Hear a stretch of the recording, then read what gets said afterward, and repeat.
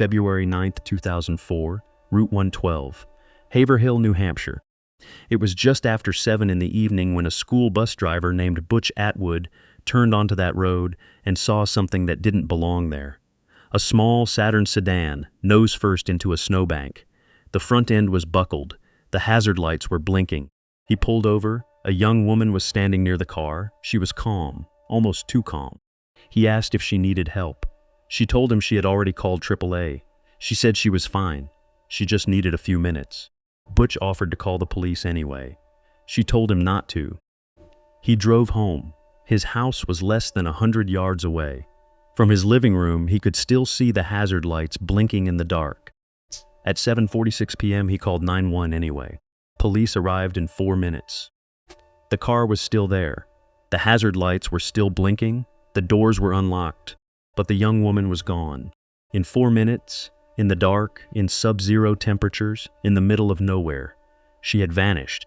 And in the 20 years since that night, nobody has been able to explain where she went. This is the disappearance of Maura Murray. To understand what happened on that road, you have to understand who Maura was. She was 21 years old. She was a nursing student at the University of Massachusetts Amherst. She had served in the Army. She ran track. She was close with her family, especially her father Fred, a retired police officer from Massachusetts. People who knew her described her as driven, quiet sometimes but warm, the kind of person who had plans, who was building something for herself. But there were also things that people didn't see right away. In the weeks and months before she disappeared, Maura had been going through something. She had been in a car accident with her father's vehicle. She had struggled with academics. There were personal difficulties that, even now, her family has chosen to keep private. What we know is that on the morning of February 9th, something shifted. She sent an email to her professor saying she would miss class due to a family emergency. She sent a similar message to her supervisor at work. She made a single withdrawal from her bank account, several $100s in cash. Then she packed a bag. Then she got in her car and drove north. She didn't tell anyone where she was going. She may not have known herself, but she had printed out directions to a cabin rental area in Vermont and New Hampshire. MapQuest pages, specific addresses. Someone had a destination in mind. Here is where investigators start to get uncomfortable. In the 24 hours before the crash, Maura's behavior was unusual in ways that felt purposeful. Not panicked, purposeful. She had purchased alcohol, wine, and a bottle of vodka. These were found in the car afterward, mostly intact but partially consumed. She had withdrawn cash in a way that left almost nothing traceable. She had cut off contact with the people in her life in a way that felt deliberate. Her fiancé, a man named Billy Rausch, who was stationed at Fort Campbell at the time, later told investigators that he had spoken with her by phone on the night she disappeared. He said something in the call was off. She was upset. He didn't know why. That call ended, and then she drove into the dark. Now, what looks like one thing from the outside can be another thing entirely when you get closer. There are people who believe Maura was running away, that something in her life had broken, and she made a decision that night that she could not undo. There are others who believe she had no idea what was waiting for her on that road. The truth is, we don't know which of those is correct. And that is what makes this case so unsettling. The stretch of Route 112 where her car ended up is not a dangerous road, not especially.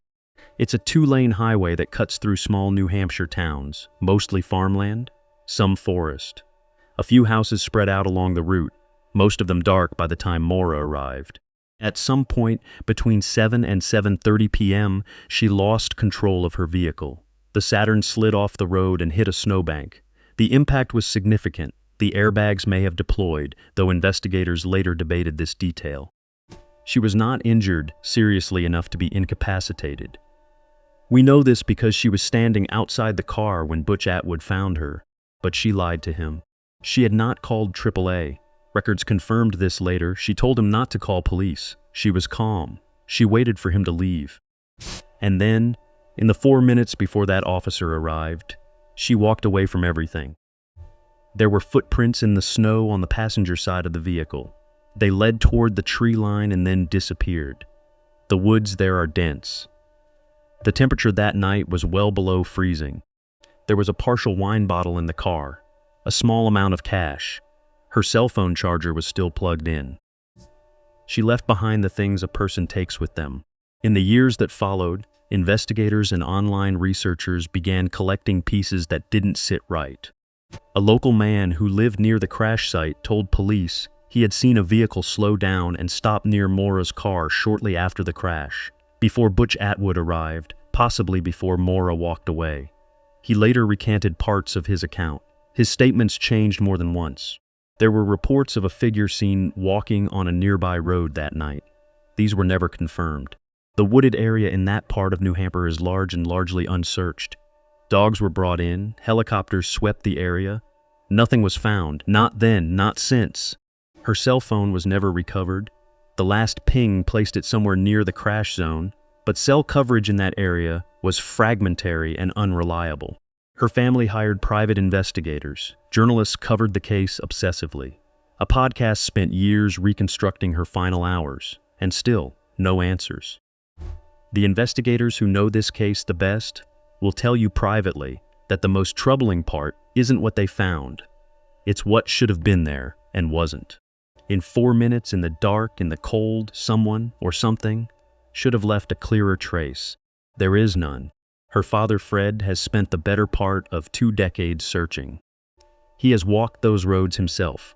He has met with law enforcement, with witnesses, with people who claim to have information, and then had none. He has never stopped. There is a particular kind of grief that comes from not knowing. It doesn't resolve the way grief is supposed to. There is no moment of closure because there is no ending, just an open question that gets colder every year. The people who work cold cases will tell you that the hardest ones are not the ones where the evidence is complex.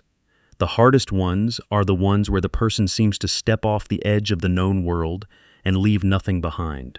Maura Murray left almost nothing behind.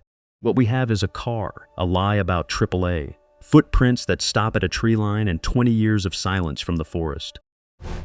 There are people who are certain she is still alive. There are people who are certain she died in those woods that night. There are people who believe something happened to her after she left the car, something she didn't walk into alone. None of them can prove it. I want to leave you with one detail. When police processed Maura's Saturn that night, they found her MapQuest printouts, directions to the White Mountain region, cabin rentals, places a person goes to disappear for a while, or to disappear forever. Nobody knows which she intended. But the question that stays with me is the simplest one. In 4 minutes, in sub-zero temperatures, on a dark road with no houses nearby, where do you go? If you have information about the disappearance of Maura Murray, the New Hampshire Cold Case Unit can be reached through the State Attorney General's office. Her family is still looking. Some answers are still out there. They just haven't been found yet.